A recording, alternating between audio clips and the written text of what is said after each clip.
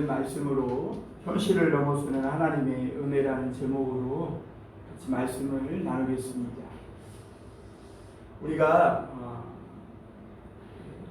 살아가면서 상처받는 것을 보면 먼 관계에 있는 사람에게 보다도 가까운 사람에게 상처를 받는 경우가 많아요. 예수님도 가까운 제자였던 가룟 유다에게 배신당했던 일들을 보게 되고, 그리고 삼손도 들릴라의 사랑에 빠져 있었지만 들릴라의 목적은 삼손을 팔아넘기는 거였음을 보게 됩니다.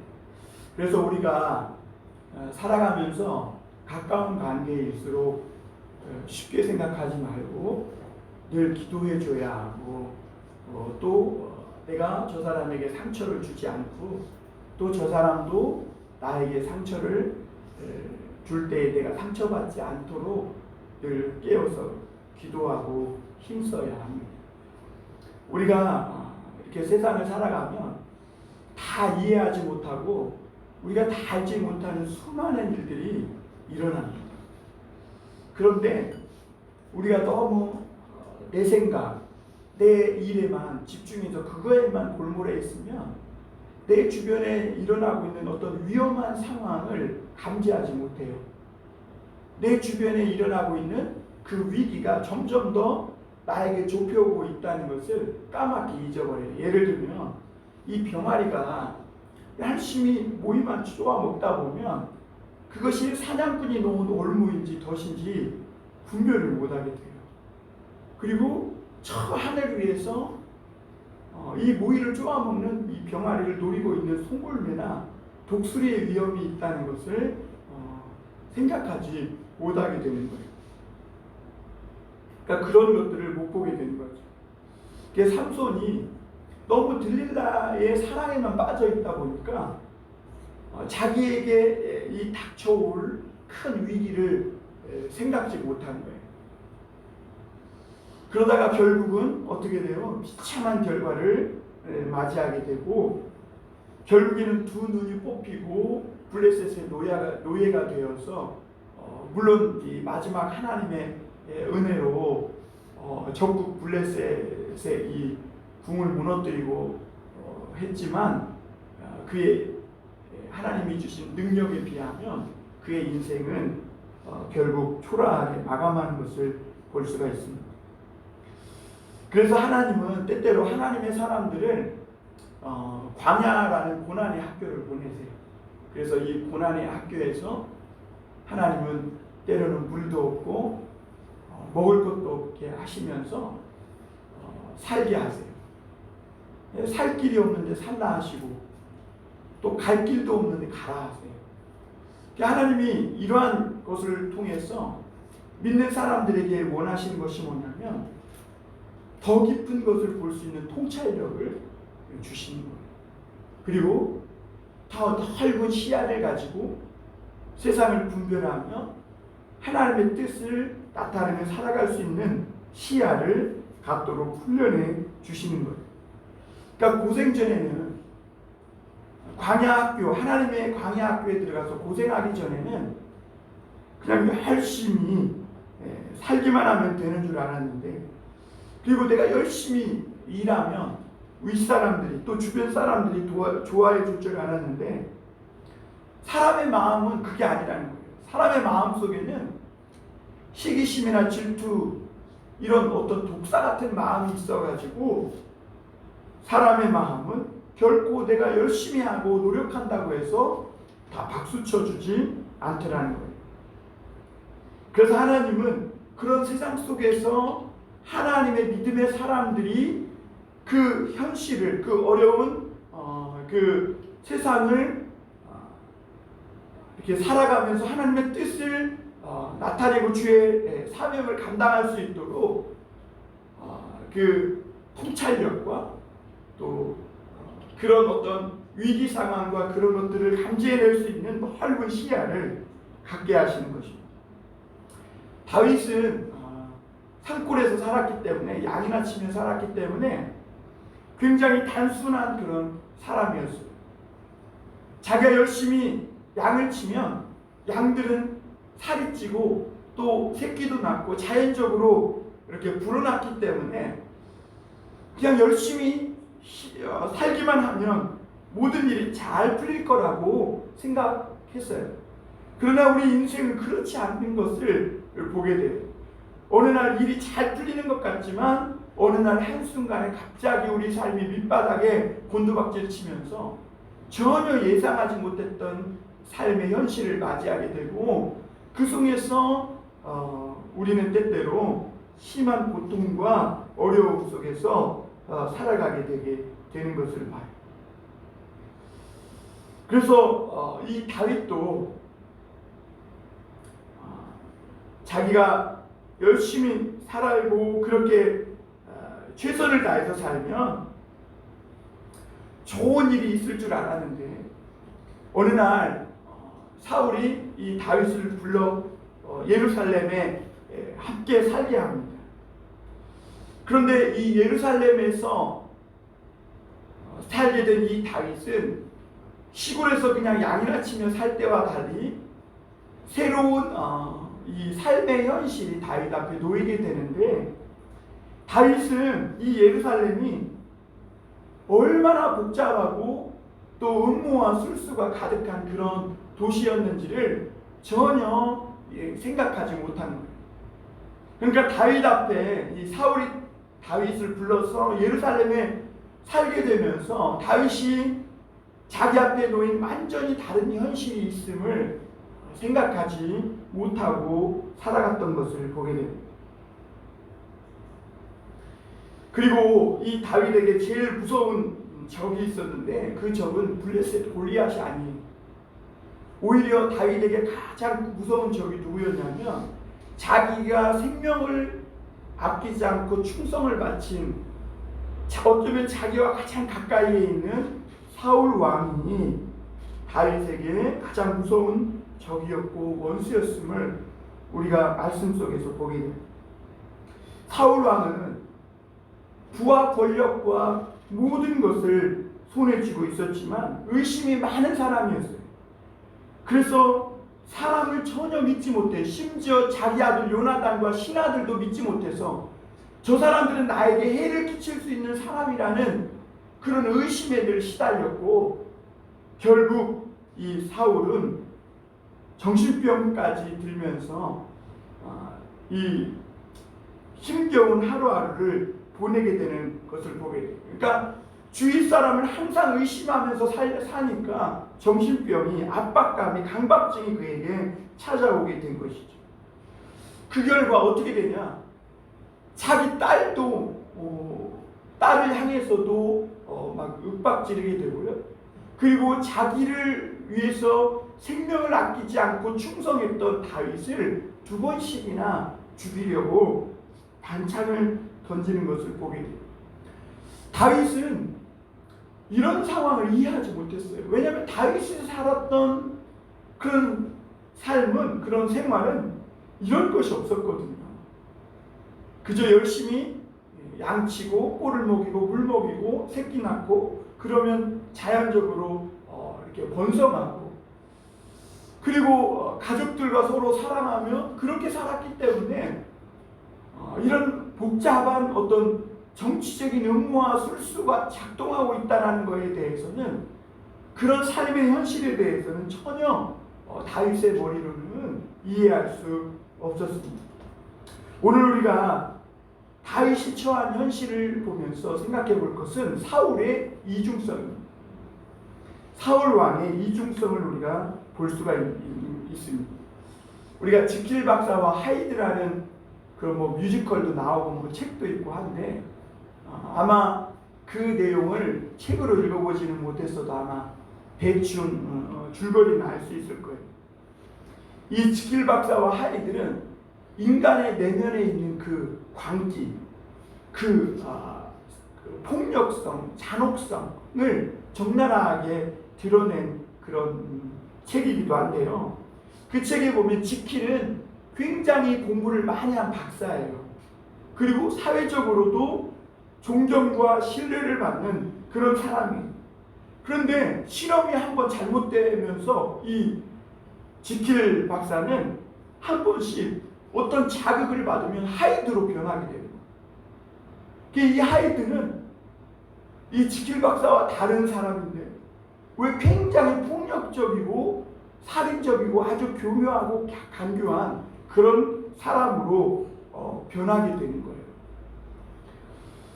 사람은 똑같은 사람이에요. 평소에는 똑같은 사람인데 사람의 그 잠재의식 속에 그 인간 내면에는 괴물이 존재하고 있다는 걸 알아야 돼요.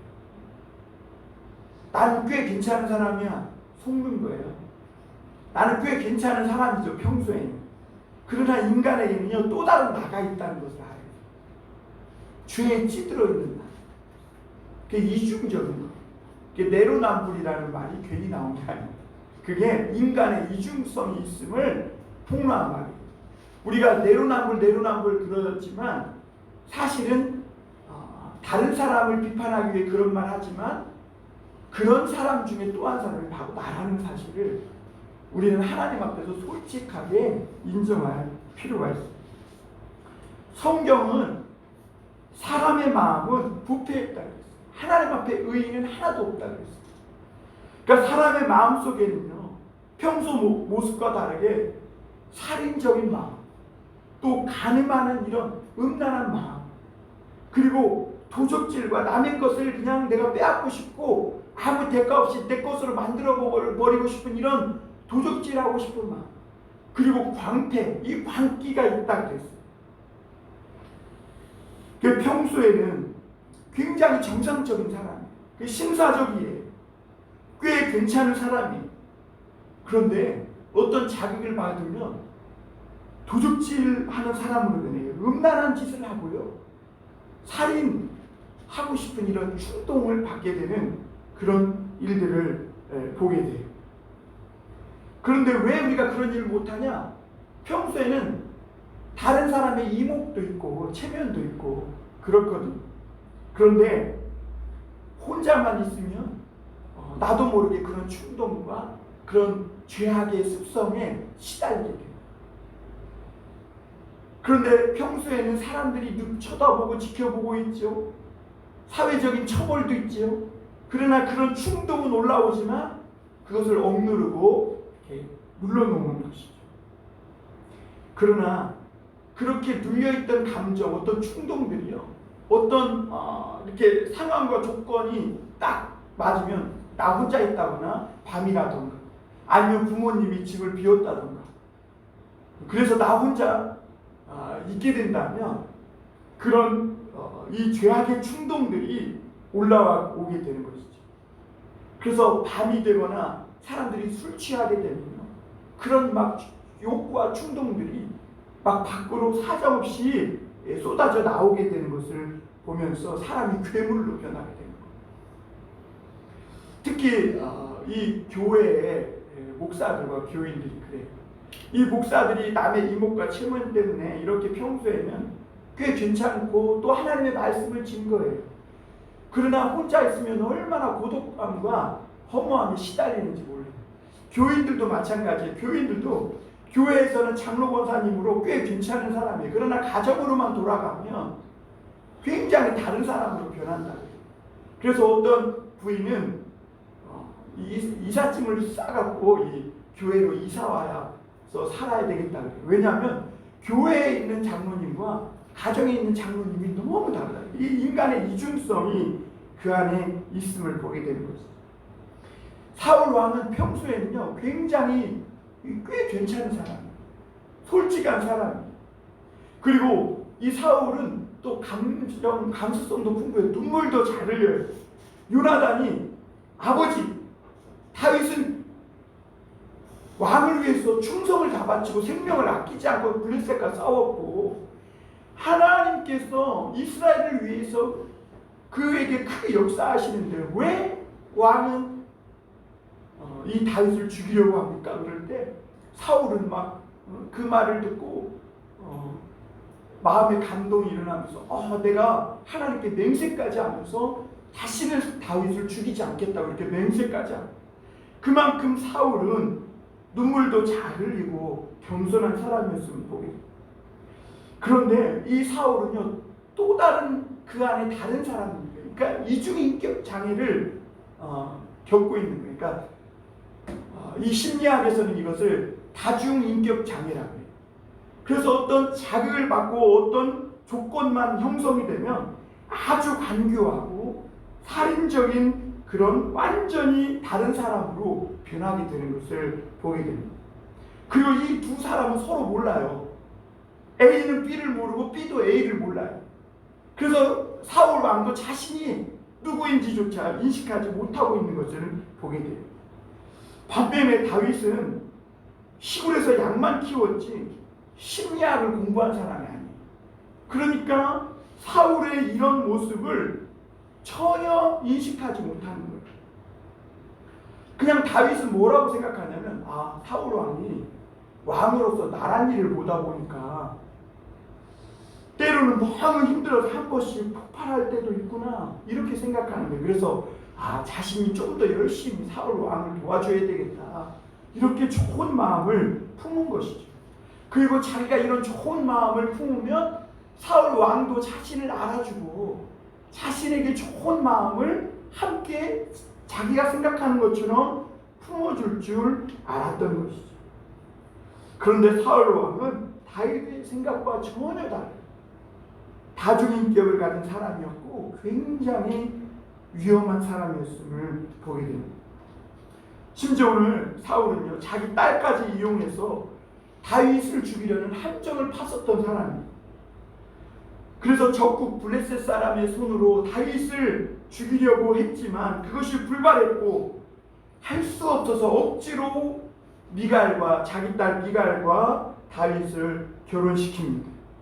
그러나 오늘 이 사무엘상 19장에 있었던 일들을 보면 결국은 자기 딸과 결혼시켰음에도 불구하고 사울은 이 다윗을 죽이고자 하는 마음이 언젠가는 너를 죽이겠다, 이런 마음이 사울 왕 그 내면에 있었던 것을 보게 됩니다.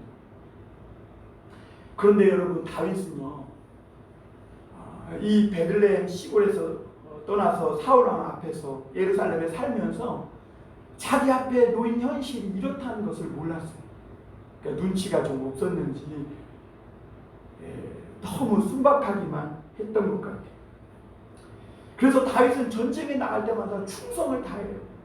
사울 왕 위해서 생명을 아끼지 않고 싸워요. 그런데 희한하게 하나님이 도와줘서요, 그때마다 큰 승리를 거두게 되는 거예요.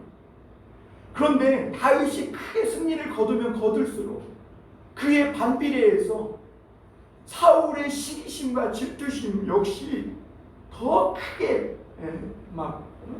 불타는 것을 보게 돼요.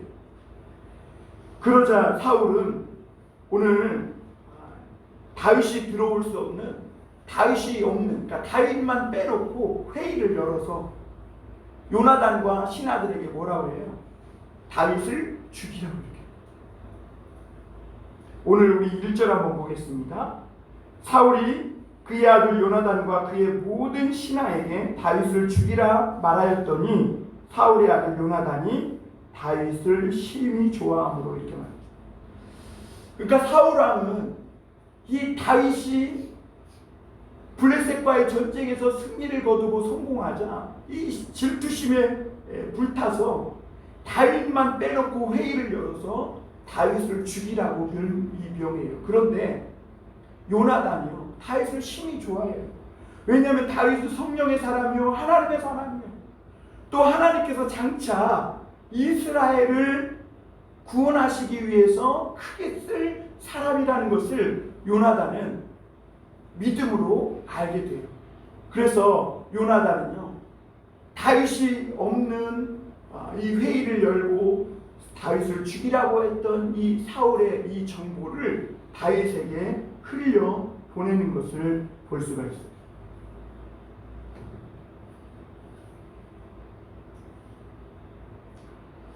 여러분, 윗사람들은요, 아랫사람들을 다루기 쉽지 않아요. 그래서 우리 여기 있는 우리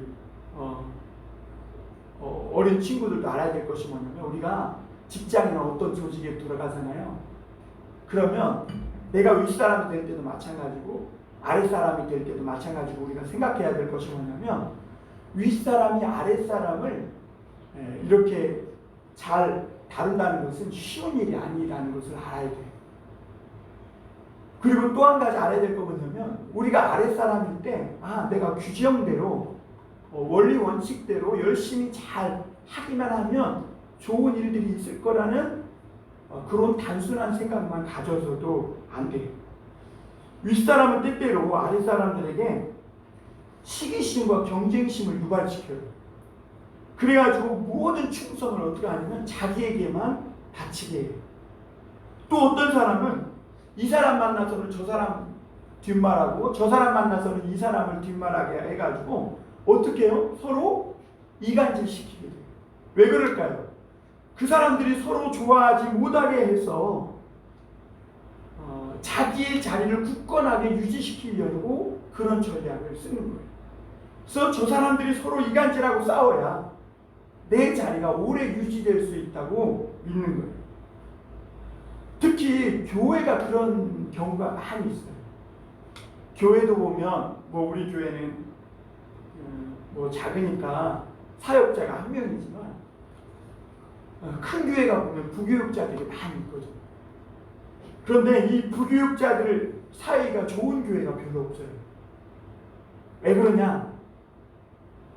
서로 밀고 하게 만들고 담임 목사 자신에게만 충성하게 만들기 위해서 이 부교육자 사이를 서로 좋지 않게 이간질하는 경우가 많이 있기 때문에. 그런데 왜 대개 윗자리에 있는 리더가 지도자가 이런 유치한 방법을 쓰냐면 자기의 실력이 없기 때문에 그리고 자신감이 없기 때문에. 그러니까 그런 방법을 쓰는 것이죠. 우리가 인정하기 싫지만 인정해야 할 사실이 뭐냐면 오늘날 교회 현실이 이렇다는 거예요. 그래서 조금 더 깊이 교회에 들어가 보면 장로님들끼리도 그러고 권사님들끼리도 그러고 교회 집사님들끼리도 그렇고 서로 밀고 하고 서로 험담하고 이간질하고 그런 경우가 아쉽게도 안타깝지만 많이 있어요. 한때 저도 교회 사역을 하면서 회의에 빠진 적도 있어요. 그래서 보따리를 싸갖고 내가 정말 계속 이 길을 갈 것인가 기도하러 기도원에 올라가 본 적도 있어요. 그런데 오늘 말씀에 보면 요나단은 다윗이 하나님의 사람인 줄 알고 심히 좋아했고 다윗에게 가서 오늘 정보를 알려줍니다. 2절 한번 보겠습니다. 그가 다윗에게 말하여 이르되 내 아버지 사울이 너를 죽이기를 꾀하시느니라. 그러므로 이제 청하노니 아침에 조심하여 은밀한 곳에 숨어 있으라. 참 하나님의 은혜죠. 우리가 살아가는 현실은 우리가 믿음으로 좋은 마음을 품기를 원하지만 우리가 품었던 그 좋은 마음, 좋은 생각 그대로 우리 삶의 현실이 펼쳐지는 것만은 아니라는 거예요. 그러나 오늘 우리 말씀을 보면서 깨닫게 되는 것은 뭐냐면 다윗 앞에 이렇게 위험한 상황이 몰려올 때에 다윗은 눈치도 채지 못했고 인식도 하지 못했지만 그러나 뜻밖의 하나님이 이 다윗을 도와주시는 그런 사람들을 붙여주시는 것을 보세요. 이 사울의 아들이었던 요나단이 다윗을 도와주고요. 사울이 다윗을 죽이기 위해서 미끼로 삼았던 미갈이 다윗을 도와주게 돼요. 우리가 이 세상에 일어나는 모든 일들을 다 이해하고 알 수도 없지만 그러나 하나님의 말씀을 믿고 살아가는 사람들에게는 뜻밖의 도움의 손길을 마주하게 됩니다. 이것을 성경은 은혜라고 합니다. 하나님의 은혜. 그래서 여러분 하나님의 사람들에게는요. 우리 인간이 살아가는 현실이 녹록지 않아요. 열 길 물속은 알아도 한 길 사람 속은 몰라요. 나와 가까이에 있는 사람들이 나에 대해서 어떤 마음을 품고 있는지 저 사람이 나에 대해서 어떤 마음을 가지고 나를 공격하고 나를 어떻게 할지 다 몰라요. 그래서 우리가 그런 것을 가지고 너무 고뇌하고 너무 생각하고 그러면 사울과 같이 다중인격자가 될 가능성이 높고 사람을 믿지 못하고 의심의 강박증에 시달릴 때가 많아요. 그리고 결국은 정신병만 얻게 돼요. 그럴 때는 모든 것을 하나님께 맡기고 하나님의 말씀을 붙들고 하나님이 나에게 주어진 그 길을 걸어가면 돼요. 그러면 하나님이 뜻밖의 생각지도 못했던 그런 일들을 통해서 우리에게 피할 길을 열어주시는데 그것이 하나님의 은혜. 이 현실보다도 이 현실의 위기나 어떤 위협보다도 그것을 뛰어넘는 하나님의 은혜가 있음을 오늘 우리는 믿어야 됩니다. 오늘 우리 교회가 또 우리 믿는 성도들이 당한 현실이 정말 인정하고 싶지 않을 만큼 부정하고 싶을 만큼 힘들어요. 정말 이런 현실이 우리 믿는 그리스도인들 앞에 닥칠 거라고는 상상도 하지 못했어요. 그러나 여러분, 우리가 흔들리지 않고 하나님의 말씀을 붙잡아야 될 이유가 있다면 우리 눈앞에 보이는 이 펼쳐진 현실은 우리에게 온갖 화살과 우리를 향해 단창을 던지는 비난과 조롱의 그런 현실이지만 그러나 이 모든 현실 위에 하나님이 바라보고 계시다는 것. 그리고 하나님의 은혜가 이 어렵고 힘든 어려운 현실 속에서도 우리를 돕고 있다는 것을 믿어야 되는 거예요. 여러분, 오늘 이 요나단은요, 그래서 2절 3절에 보면 사울이 다윗을 죽이라는 이 말을 듣고 다윗에게 그 정보를 흘려준 다음에 아버지께 달려갑니다. 그리고 정말 아버지 사울이 다윗을 죽이려는 마음이 진짜인지 아닌지 알아보기 위해서 한번 이렇게 말을 던져보기도 하고요. 아버지 사울에게 직언을 올리는 것을 볼 수가 있습니다. 오늘 3절 한번 볼까요? 내가 나가서 내가 있는 들에서 내 아버지 곁에 서서 내 일을 내 아버지에 말하다가 무엇을 보면 내게 알려주리라 하고 4절에 보면 요나단이 그의 아버지 사울에게 다윗을 칭찬하여 이르시되 원하건대 왕은 신하 다윗에게 범죄하지 마소서.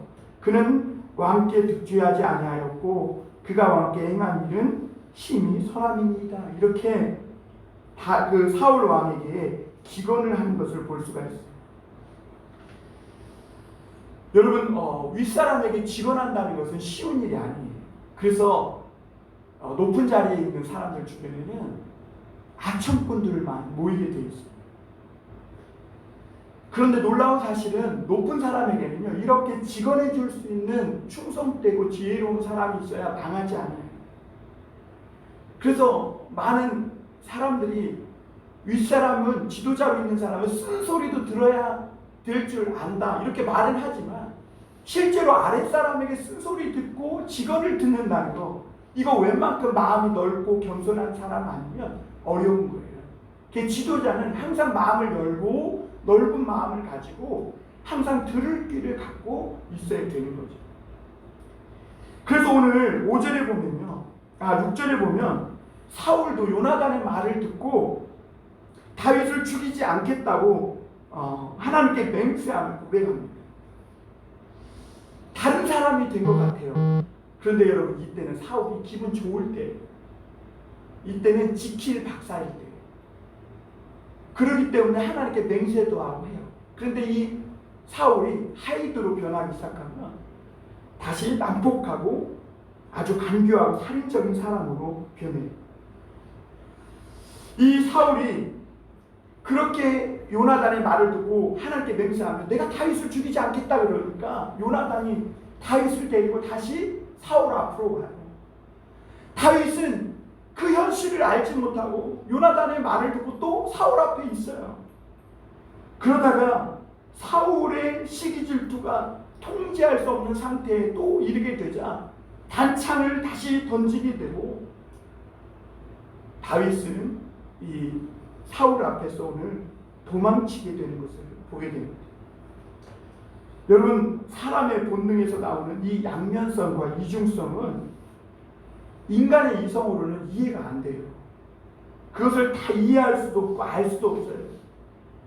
분명한 사실 하나는 언제 인간 안에 있는 이중성, 이 늘 내로남불, 나에게는 관대하고 남에게는 차갑고 또 내 안에 있는 나도 모르는 광기에 어떤 죄인이 있음을, 어떤 양면성이 있는, 이중성이 있는 내 자신이 있음을 어떻게 통제할 수 있냐면 하나님의 말씀을 듣고 은혜를 받아요. 그때에만 내 속에 있는 또 다른 죄성을 가진 나를 통제할 수가 있게 됩니다. 만약 인간이요 하나님의 말씀과 은혜를 받지 못하면요 위선자에 불과해요. 이중인격자가 되는 거예요.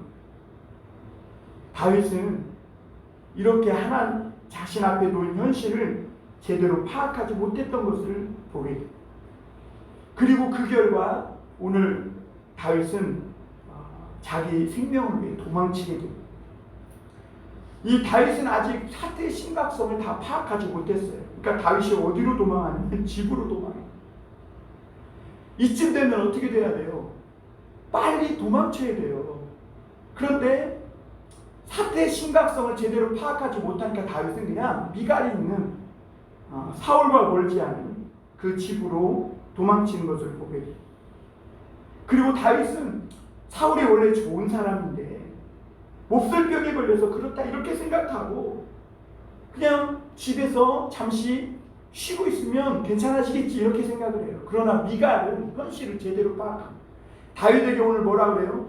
당신이 오늘 밤 여기서 도망치지 않으면 죽을 것이라고 사태를 파악하는 것을 볼 수가 있습니다.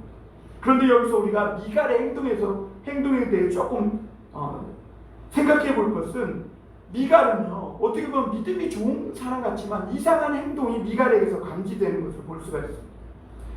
미갈은요 다윗이 도망칠 수 있도록 도와줘요. 그래서 다윗이 도망칠 시간도 마련해주고 다윗이 도망칠 수 있도록 줄로 다윗을 성벽으로 달아내리는 것을 볼 수가 있어요. 그런데 결정적인 순간에 미갈은요 다윗과 함께 도망치지 않아요. 미갈이 정말 다윗을 사랑하고 다윗이 하나님의 사람인 것을 알았다면 다윗과 함께 그 길이 고생길일지라도 도망쳐야 하는데 다윗은 도망치게 하면서 자신은 왕궁에 남는 것을 볼 수가 있어요. 본래 사울의 집안은요 굉장히 믿음의 집안이에요. 하나님의 기름 부음을 받았고 하나님의 은혜로 이스라엘의 왕의 자리까지 오른 집안이 사울 왕의 집안이에요. 그러나 미갈은 오늘 말씀에 보면 우상을 갖고 있었어요. 여전히 우상을 갖고 있어요. 그리고 사울 왕이 왜 다윗을 숨겨줬냐고 이러면서 화를 낼 때 미갈은 아무렇지도 않게 거짓말을 해요. 다윗이 나를 도망치지 않게 하면 죽이겠다고 해서 도망치겠다는 거예요. 그리고 남편을 고생길로 보내면서도 자신은 그 길을 따라가지 않아요. 그러니까 불신자의 집안과 전혀 다를 바가 없는 거예요. 곧 명절이 되는데요. 어떤 집안은요 신방을 가보면 믿음이 좋은 집안이라고 좋은 가정이라고 막 소문난 가정이 있어요. 그런데 명절 예배 드려주러 한번 가거나 기일 예배를 드려주러 가보면요 그 집에 막 술병 무슨 앵두 당근주, 인삼 당근주, 더덕 당근 이런 술병이 가득하고 명절 때만 되면 막 거실에 화투장이 막 날아다녀요. 그리고 술병이 나뒹구는 것을 봤어요. 믿음의 사람들에게는요 이런 게 좋은 것이 아니에요. 그런 것이 내 믿음을 발목잡는, 하나님께 더 가까이 가지 못하고 은혜를 받지 못하게 하는 올무가 될 수 있다는 것입니다. 미갈은 오늘 말씀해 보면 믿음의 여인이 아니에요. 고생을 싫어해요. 현실의 편리와 어떤 이익만을 쫓아 살아가는 속없고 겉만 화려한 그런 여인이었음을 볼 수가 있어요. 미갈은 다윗을 쫓아서 하나님의 나라의 백성으로서 고난받는 삶을 살기보다 왕궁의 공주로 살면서 왕궁이 주는 편리함과 어떤 좋은 것을 누리며 사는 그런 삶을 선택했던 것을 볼 수가 있어요. 모세는 어때요? 모세는 반대였죠. 애국 왕에서 왕자로서 좋은 것을 누리기보다 하나님의 백성과 함께 고난받기를 즐기겠다 그래서 이것이 믿음이죠. 만약 미갈이 다윗과 함께 도망했다면 미갈은 아마 장차 이 다윗의 왕국에서 아주 존귀한 여인으로 칭송을 받는 여인이 됐을 거예요. 그러나 미갈은요 그렇지 못했어요. 오늘 11절 12절에 한번 보겠습니다.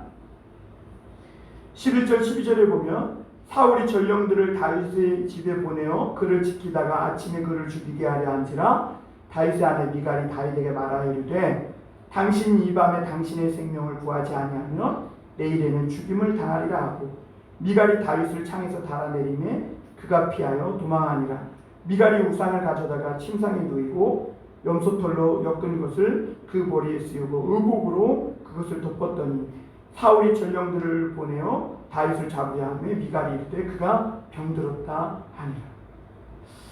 오늘 말씀에 이 미갈의 이야기를 듣고 다윗이 이제 도망을 칩니다. 이럴 때는 천부장 자리가 아쉽다고 어떤 직책이나 재산이나 심지어 아내 미갈에게 미련이 있다고 해서 어물쩡거리다가는 죽게 되는 것입니다. 위기가 닥칠 때 살아나는 방법 중에 한 가지가 뭐냐면 36개 도망치기. 그러니까 위기가 오면 도망쳐야 돼. 거기서 내가 뭐 어떻게 해보겠다. 절대 그러면 안 돼요.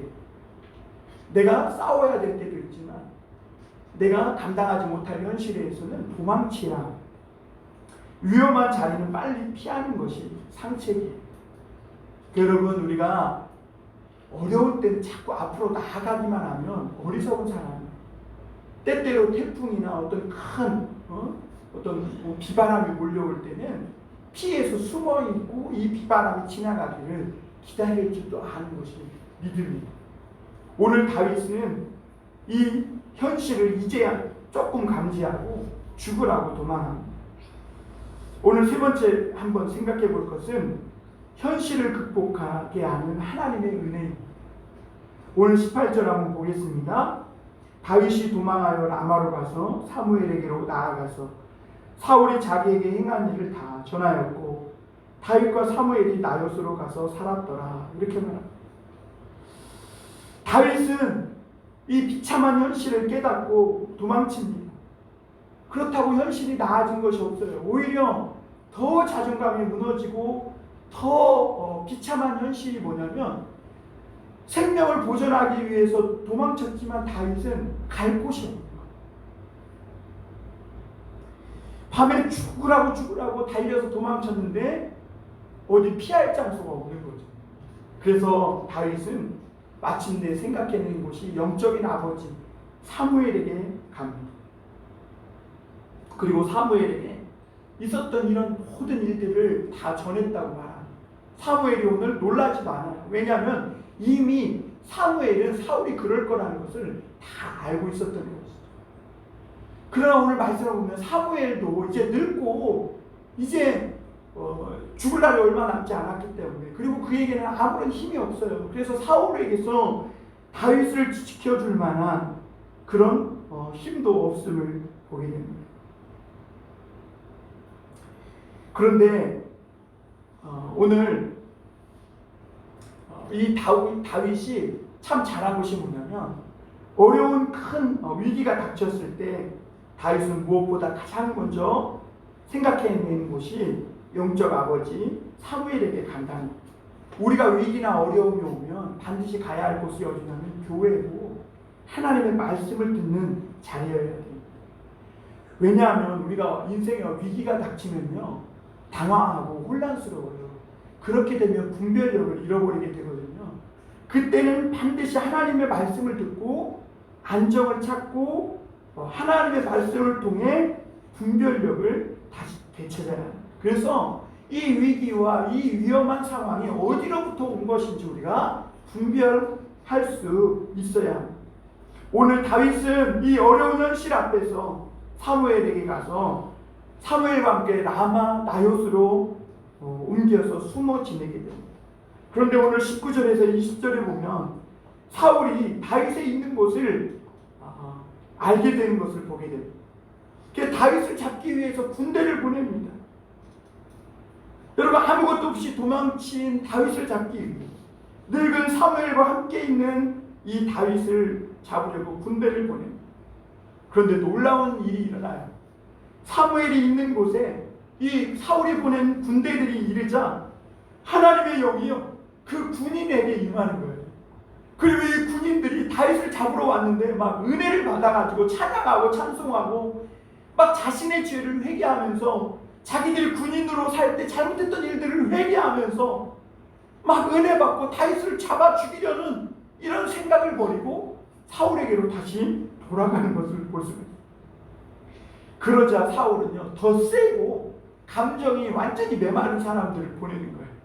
그래서 은혜 받지 못하게, 하나님 말씀 듣고 은혜 받지 못하게 그런 군인들을 보내. 그래서 이 두 번째로 이 군인들이 또 사무엘에게 오는데 그들도 똑같이 또 은혜를 받아요. 사울이 하나님의 말씀을 전할 때, 막 예언할 때 그들도 하나님의 영이 임해서 은혜 받고 그들도 회개하며 눈물을 흘리며 하나님 앞에 찬양하는 것을 보게 돼요. 그래서 마지막으로 이 또 사울은 이제는 진짜 감정도 눈물도 없는 이 완전히 사람 같지 않은 인간을 군인들을 세 번째로 보냅니다. 그런데 희한한 일이 뭐냐면 사무엘에게만 가면 이 사람들이 회개하고 은혜 받는 거예요. 희한한 일이죠. 그래서 다윗을 잡아 죽이라는 이 사울의 이 말을 잊어버리고 하나님 앞에 은혜 받고 새로운 사람이 되어서 사울에게로 돌아가는 것을 볼 수 있어요. 제가 대전에 있을 때 한 조폭 남편을 둔 권사님이 계셨어요. 근데 이 권사님이 젊었을 때 매일 맞았거든요. 근데 그 남편이 나이가 얼마 차지 않아서 암에 걸렸어요. 그런데 이 부인이, 이 남편 부인 권사님이 늘 기도하는데 어느 날 이 남편에게 정말 은혜가 임해가지고 하나님 앞에 자기 죄를 회개하고 자기가 깡패로 조직폭력배로 살았던 것을 막 회개하며 그 조직폭력배 세계에서 물론 이제 암에 걸려서 뭐 활동도 못하지만 나오기로 한, 그래서 큰 은혜를 받았던 적이 있었음을 보게 됩니다. 여러분, 우리가 이런 말씀들을 보면서 느낄 것은 뭐냐면 성령의 역사가 그리고 하나님의 은혜가 이 세상의 현실을 쥐어 흔드는 악한 영보다도 훨씬 더 강하다는 것을 기억해야 합니다. 오늘 사울은 자기가 직접 나서기로 합니다. 그런데 사울 역시 사무엘에게 이르니까 하나님의 영이 임해서 그가 옷을 벗고 벌거벗은 채 사무엘 앞에서 무기력하게 하루 종일 누워있는 그런 모습을 보게 됩니다. 그렇게 구원 있고 위험 있고 그렇게 다윗을 죽이려고 했던 이 사울이 옷을 벗은 채 아주 부끄러운 모습으로, 연약한 모습으로 사무엘 앞에서 막 그도 엎어져 있던 것을 보게 됩니다. 그러자 오늘 23절, 24절에 보면 사울도 선지자 중에 있느냐 하는 이런 조롱 섞인 이런 속담이 생겨나는 것을 볼 수가 있습니다. 사랑하는 성도 여러분, 우리가 이해할 수 없는 위기에 빠졌을 때 바로 그때가 하나님의 성령이 역사할 시간이고 우리가 바로 은혜 받을 수 있는 그런 순간이라는 것을 기억해야 합니다. 하나님의 영이 역사해서 우리에게 피할 길을 열어주시는 그 순간이 바로 나도 이해할 수 없는 어려운 현실이 우리 앞에 놓였을 때 바로 그때인 것입니다. 여러분, 우리에게는 뜻밖의 찾아오는 그런 도움의 손길이 있는데 그것이 바로 하나님의 은혜라는 것을 믿어야 합니다. 우리는 어차피 이 세상에 어떤 일이 벌어질지 다 몰라요. 이 세상의 현실이, 내가 처한 현실이 어떤 현실인지 다 이해할 수도 없고 알지도 못하고 세상이 어떻게 돌아가는지 우리가 뉴스도 보고 하지만 다 알 수도 없어요. 나와 가까운 사람이 나에 대해서 어떤 마음을 품고 있는지 다 파악할 수조차도 없는 것이죠. 그런데 우리가 믿는 사람에게 분명히 붙잡을 수 있는 사실 하나가 있는데 그것이 뭐냐면 하나님은 이 모든 상황을 다 보고 통제하고 계신다는 것입니다. 우리의 이성과 생각을 넘어서 비록 우리가 비참한 어떤 위기의 위험한 상황에 놓일지라도 하나님은 거기서 손을 덮어서 그 위기로부터, 폭풍과 풍랑으로부터 우리를 지켜주시는 피난처와 바위와 산성이 되어주신다는 것. 현실을 뛰어넘는 하나님의 은혜가 있다는 것.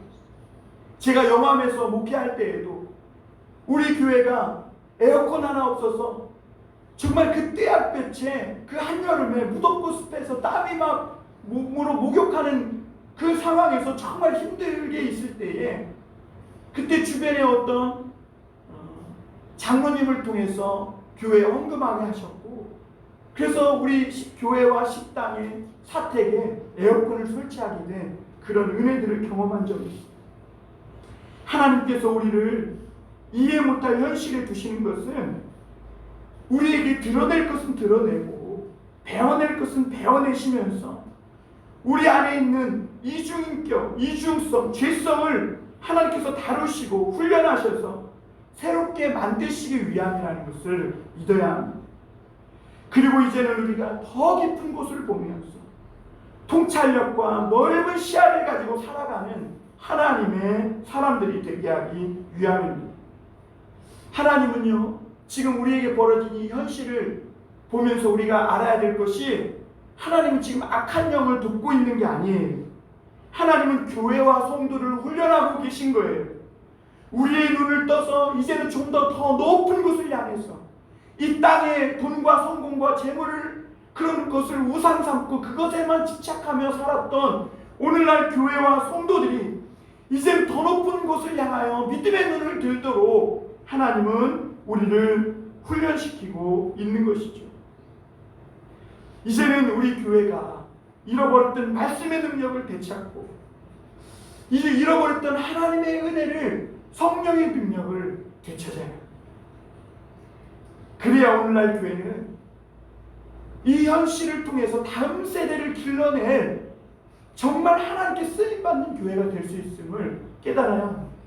믿음의 사람들이 받은 이 성령의 은혜는 어떠한 이 위기에 처한 현실, 어떠한 위험한 상황의 현실 속에서도 그것을 뛰어넘고 그것을 은혜로, 그것을 하나님의 역사로 바꿀 수 있는 하나님의 놀라운 은혜가 있음을 믿어야 합니다. 오늘 우리에게 중요한 것은 우리가 당한 현실이 얼마나 위험한지, 또 그것이 어떤 것인지 이해하고 아느냐가 아니라, 내가 처한 이러한 모든 상황이 다 알려고 해도 알 수도 이해할 수도 없지만, 그러나 이러한 속에서 뜻밖의 하나님의 도우시는 손길이 역사하고 있다는 이것, 그 은혜, 그 하나님의 성령의 역사, 놀라운 하나님의 강력한 은혜가 있음을 믿을 때 우리가 이 높은 현실의